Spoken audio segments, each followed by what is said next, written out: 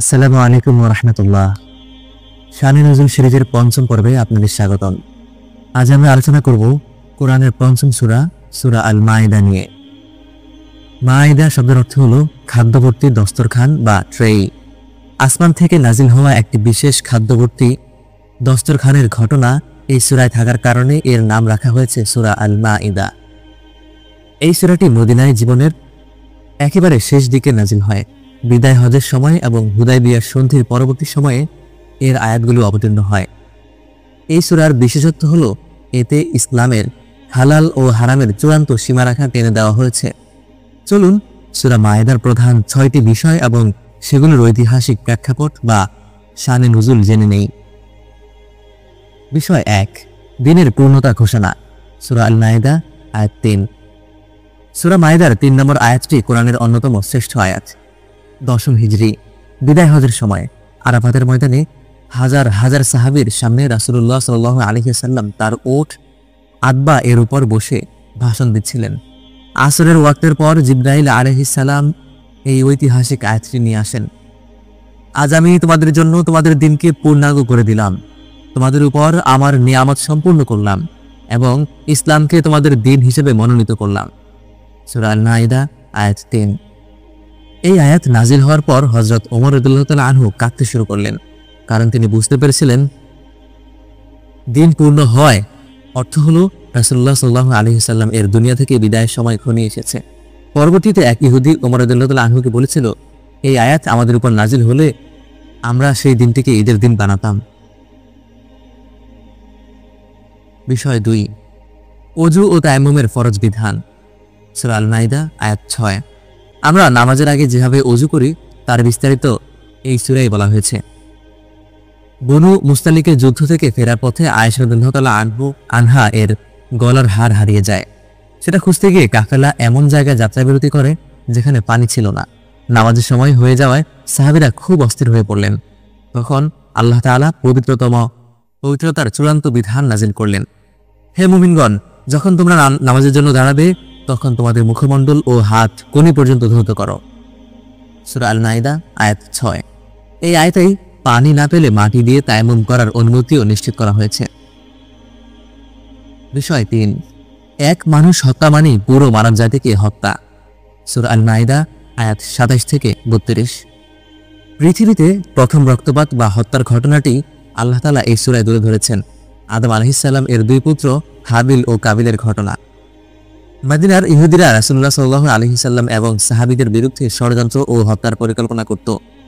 তাদের এই হিংসাত্মক মনোভাব এবং বনি ইসরাইলের ইতিহাসের হত্যাযজ্ঞের প্রেক্ষাপটে আল্লাহ হাবিল কাবিলের ঘটনা শুনিয়ে সতর্ক করে দেন এবং এরপরেই সেই বিখ্যাত আয়াতটি নাজিল করেন।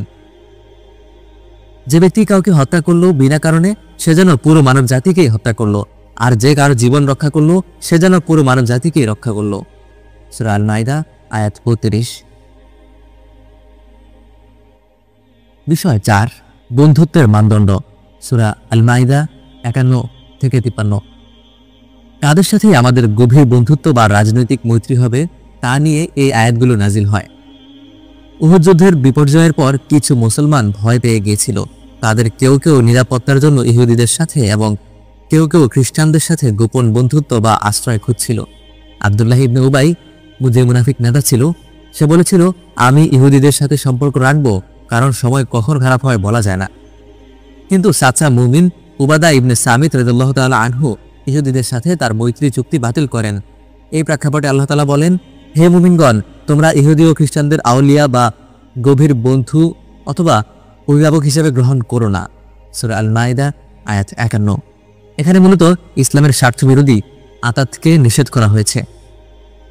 বিষয় ৫, মদ ও জুয়া চূড়ান্তভাবে হারাম ঘোষণা। ইসলামের শুরুতে মদ সরাসরি হারাম ছিল না, ধাপে ধাপে হারাম করা হয়েছে। সূরা মাইদায় এসে তার কফিনে শেষ প্যারেক ঠুকে দেওয়া হয়, অর্থাৎ হারাম করে দেওয়া হয়। মদিনায় একবার কিছু আনসার ও মুহাজির সাহাবী একত্রে মদ পান করছিলেন, তখনও হারাম হয়নি। নেশার ঘরে সাদ ইবনে আবি ওয়াক্কাস রাদিয়াল্লাহু তাআলা আনহুকে এক আনসার সাহাবী উটের হাড় দিয়ে আঘাত করে তার নাক ফাটিয়ে দেন। এই ঘটনার পর রাসূলুল্লাহ সাল্লাল্লাহু আলাইহি ওয়াসাল্লাম এর কাছে অভিযোগ গেলে আল্লাহ তাআলা মদ এবং জুয়াকে শয়তানের কাজ আখ্যা দিয়ে চিরতরে হারাম ঘোষণা করেন।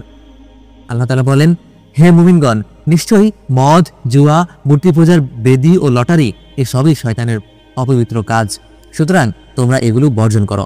সূরা আল মাইদা আয়াত 90। এই আয়াত শোনার পর মদিনায় রাস্তায় মদের স্রোত বয়ে গিয়েছিল, সবাই তাদের মদের পাত্র ভেঙে ফেলেছিলেন। সুবহানাল্লাহ। বিষয় 6, ঈসা আলাইহিস সালাম ও আসমানি দস্তরখান। সূরা আল মাইদা আয়াত 112 থেকে 115। সূরার নাম যার উপর ভিত্তি করে সেই ঘটনাটি রয়েছে শেষের দিকে। ঈসা আলাইহিস সালাম এর অনুসারীরা অর্থাৎ হাওয়ারীগণ ঈসা আলাইহিস সালামকে অনুরোধ করলো, আপনার রব কি আমাদের জন্য আসমান থেকে খাদ্যবর্তী একটি দস্তরখান বা মায়দা পাঠাতে পারেন, যাতে আমরা খেয়ে তৃপ্ত হতে পারি এবং আপনার নবুয়তের সত্যতা বিশ্বাস করতে পারি? ঈসা আলাইহিস সালাম দোয়া করলেন এবং আল্লাহ তাআলা সেই দোয়া কবুল করলেন। আল্লাহ তাআলা বলেন, আমি তা তোমাদের উপর নাজিল করব, কিন্তু এরপর যে কুফরি করবে তাকে আমি এমন শাস্তি দিব যা বিশ্ব জগতে কাউকে দেয়নি। সূরা আল মাইদা 115। এটি ছিল খ্রিস্টানদের জন্য একটি বড় পরীক্ষা ও নিদর্শন।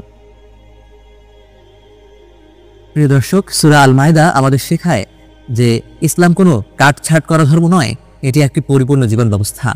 খাবারের টেবিলে কি থাকবে, হালাল খাদ্য, সমাজ থেকে কিভাবে অপরাধ দূর হবে, চুরির শাস্তি ও মদের নিষেধাজ্ঞা এবং অমুসলিমদের সাথে আমাদের সম্পর্ক সীমানা কি হবে, সবকিছুর চূড়ান্ত ফয়সালা এই সূরায় দেওয়া হয়েছে।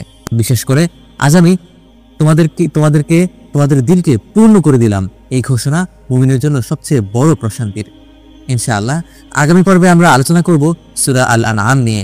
মক্কায় নাজিল হওয়া সেই বিশাল সূরাটি যা এক রাতে নাজিল হয়েছিল এবং তা নিয়ে এসেছিল 70,000 ফেরেশতা। সেই রোমাঞ্চকর পর্বটি দেখার আমন্ত্রণ জানিয়ে আজকের মতো বিদায় নিচ্ছি। ভিডিওটি ভালো লাগলে লাইক দিন এবং বন্ধুদের সাথে শেয়ার করুন। আসসালামু আলাইকুম ওয়া রাহমাতুল্লাহ।